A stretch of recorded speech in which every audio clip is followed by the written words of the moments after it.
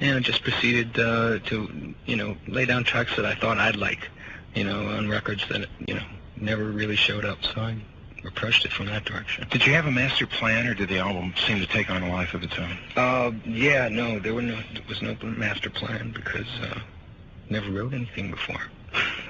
Bob Coburn, you're listening to Rockline. Our first call for Ben tonight is from Dallas, Texas. Q102 is our station, and we welcome to the Rockline Christine. Hi there. Hi. Hi. Ben, how's it going? Real well, thank you. How's the weather? Where? I just got in from Boston. Back there it's lousy. Over here it's beautiful. Oh, really? Yeah. Where are you? Los Angeles. Oh, really? I'd just like to say that I love your solo album, and I love the way you sing. Well, thank you. I'm a number one Cars fan. Great. I was wondering, what made you choose The Lace as your album title? And I'd like to know when your birthday is. Well, the birthday is September 8th, and the reason why we chose The Lace was because it happened to stand out in a lyric line, simply because one of the lines were the face that got away, so in order not to repeat that twice, I said the lace that got away, and it just seemed to stand out, so we called it The Lace. It gives it a distinction without a doubt. Christine, thanks for your call. Our next phone call is from Los Angeles. We're going to talk with Dorian. He is listening to 95.5 KLOS. You're on the air with us, Dorian. Hi, Bob. Hi, Ben. Hi. Ben, I'd like to ask you, what's the differences in recording this solo album that you just did and recording with Rick Ocasek and the rest of the Cars? There's a lot more thought goes into it this way. I tell you, it's something that I never really expected. At one point I thought I wanted to do a lot of producing. I'm not too sure of that right now.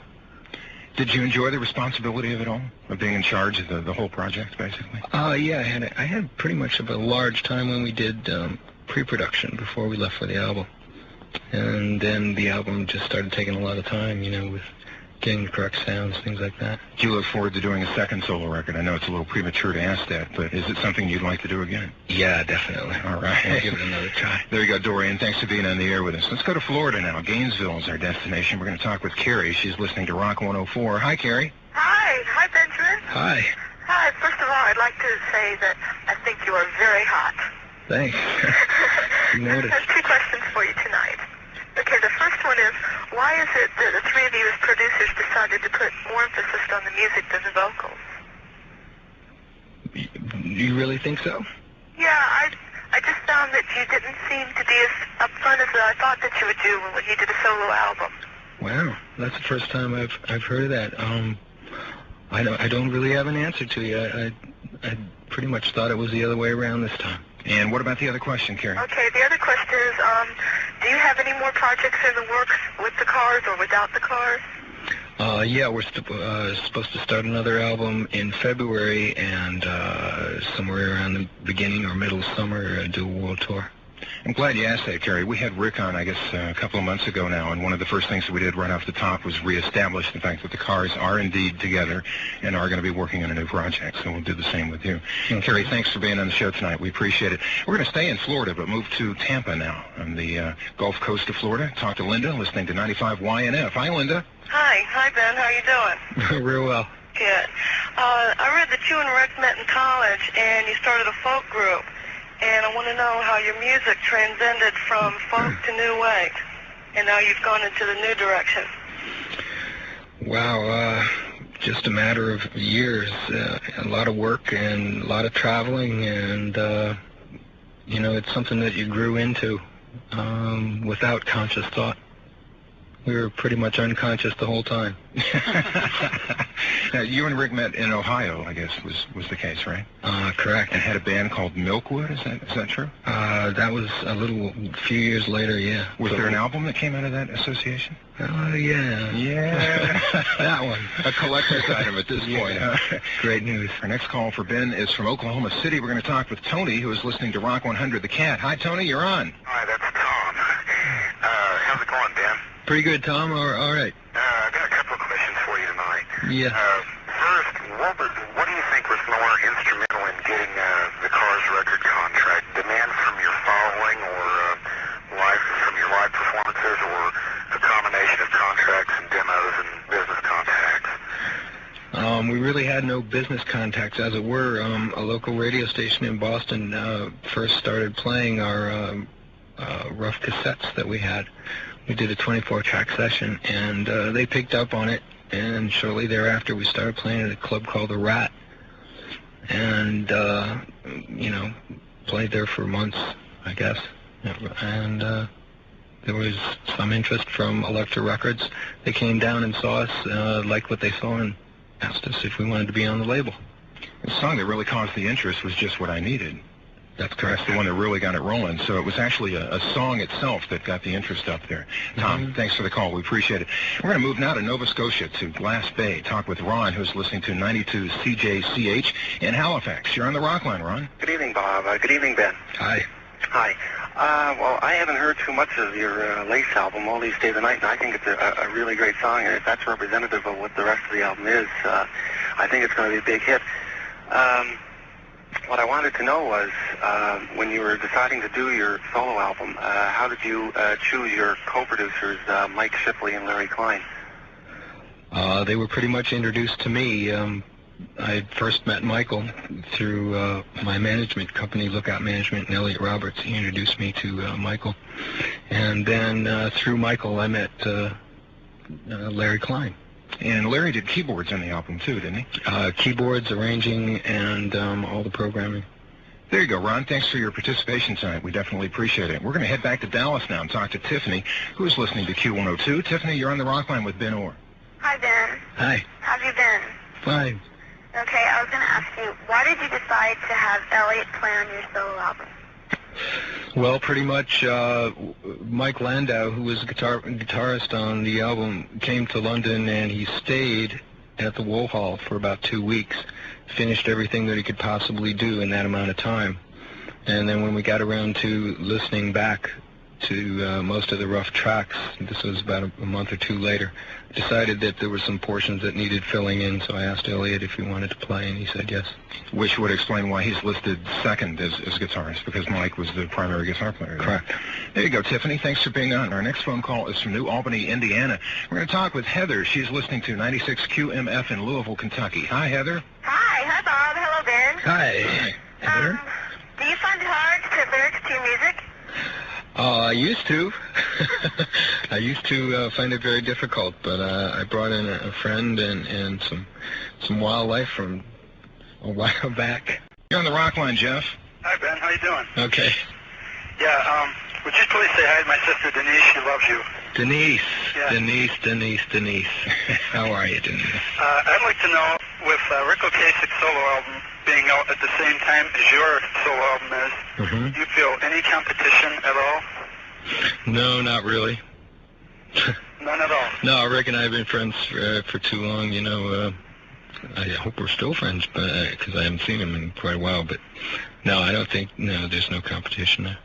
It just happenstance that they happen to come out almost simultaneously. Purely because by the cars accident. had a break is really the real reason why. Yeah, purely by accident. There you go, Jeff. Thanks for being on. And we're going to talk to Scott now, listening to the Loop FM 98. You're on the air, Scott. Hi, Ben.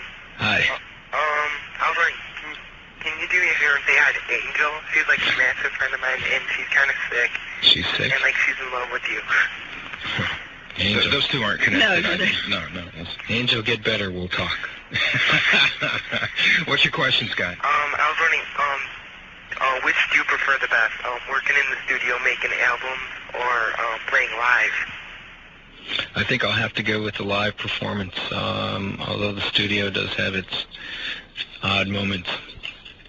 Is there a particular reason why? Is it the immediate gratification of playing live and the response of the audience that makes it so special? Yeah, I think so, because, you know, all your energies are put out in the front, and it's right there.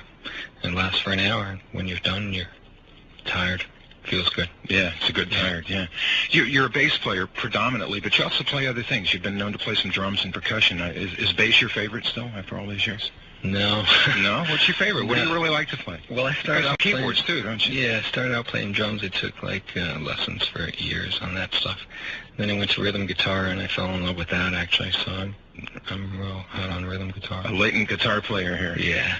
Scott, thanks for being on the air. We're going to play a song now that when Rick was on a couple of months ago, he said, we got to play this. This is one of the Cars' best, and it features Benjamin Orr on vocal. It's from the album Heartbeat City. The song is called Drive. Our next call is from Toronto, Ontario. Q107 is our affiliate. Greg, you're on the Rock line. Hi, my friends. Hi. How's it going? Real well. I'm glad to hear it. I'm really glad to hear things are still cooking between you and the cars. Oh, good. First off, can you say a quick hi to Bill, Steve, and Gerald for me? What, Bill, Steve, and Gerald? All of those guys. Yeah. Okay. Need your question, please, Okay. Greg. Who are your top 3 bands and or musical artists besides the Cars and yourself? Oh, difficult question. I really don't put bands and artists together in like a file or something. And if I did, that would be telling. Go to Atlanta, Georgia, and talk to Angie. She's listening to 96 Rock. Angie, you're on the Rock line. Hi, Ben. How are you? Good day. Good. Hey. This is such an honor to talk to you. I've been waiting so long. Oh. Do you think you'll do a tour on your own? Probably not with this album, but perhaps after the second one. There is a possibility of that. I was going to ask you that, too. Yeah, we just don't have enough time to go out on tour this time around. Well, the Cars are starting another project. Yeah, that should take a while. The tour obviously will follow a Cars album release. So maybe in the future, Angie, I'll look forward to that as well. Let's move on now to South Texas. We're headed to Harlingen. Somebody listening to 99.5 KRIX in Brownsville. We're going to talk to a gentleman named Noel. Good evening. Benjamin. Hello? Hey, let me say, guy, that I got all the Cars compact discs, and I also got the Lace on compact disc, and it's great. For that. And how many tracks are recorded for this album, and who decided to pick them? How many tracks were recorded for the album? Yes. There were 11. So we had to drop one. Do you think that might end up on a B-side, or is that lost to history? I think I'm just going to hang on to it. I might need it later. I need it later on. Our next call is from San Francisco. We're going to talk to Bruce. He's listening to 97.3 The Rocker. Bruce, you're on the Rock line. All right, I've got a question for Benjamin. Yeah. Benjamin, I just wondered how, well, actually, I should say, is Michael Landau your main guitar player? On the album he was, yes. Wow, would you be using that guy to tour with by any chance? There's been thinking on that nature. What's your point, Bruce? You seem to enjoy his playing. Is that what you're saying? Yeah, well, I'm originally from Los Angeles, and I was fortunate enough to see him in a couple shows, and I just, wondered what had happened to him, and, your album gets a real good guitar sound, and it just, now it makes sense why. Yeah, he did a real fine job for me. Thank you. All right. Is that your question tonight, Bruce? Well, I just wondered if I could maybe count on you guys being in our area, and if you were, I'd like to come see you, and I just wondered if Michael would be playing with you. Possibly in the future. All right. It's a ways to go, so we're not sure yet. Maybe on down the line, Bruce. Thanks for being on tonight. John has disappeared, so we're going to let Kim have her turn. She's in Ponca, Oklahoma, listening to Rock 100, The Cat in Oklahoma City. Hi, Kim. How are you doing this evening? Okay. All right, well, I wanted to ask you, have you ever considered doing any acting? Well, I'd probably consider it had I received a firm offer for doing something. Do you enjoy making videos? Is that something you like to do? It was all right. Yeah, I enjoyed that fairly well. Come on, you love the camera, Ben, don't you? Come on. It was okay. It's okay. It's okay. Possibly, Kim, if he gets a good offer, he says. Anything else on your mind tonight? Wanted to tell him he's a great singer. Thank you very much. Thanks for being on. Let's go to Austin, Texas. KLBJ FM 94 is our affiliate there. John, it's your turn to talk to Ben Orr. Yeah. First of all, I'd like to say hello to everybody in Cleveland, especially WMMS on the buzzer. Okay. And also, I was wondering if you had any input in the project about a year ago called CARE, Cleveland Artists for African Relief, with the Michael Stanley Band, Donnie Iris, and the Busboys, because I was up there last year for vacation, and I was at one of the concerts there. Mm-hmm. And somebody there from the Cars, I was wondering if it was you. Yeah, I was invited to do that session, spend about 3 or 4 days in Cleveland working on it. I'm glad it happened. Looking forward to doing some more. There was a terrific song that came out of those sessions. I guess Michael Stanley and some other people were involved, and that's the project that we're talking about? Right. Mm-hmm. John, thanks for being on. You like to do that to relax? Is that a good form of relaxation for you? Yeah, I guess you might say that. Might say that? Mm-hmm. Thanks for the great record, and good luck with the Cars this time around. Okay, good to see you. Good to see you, too. Benjamin Orr.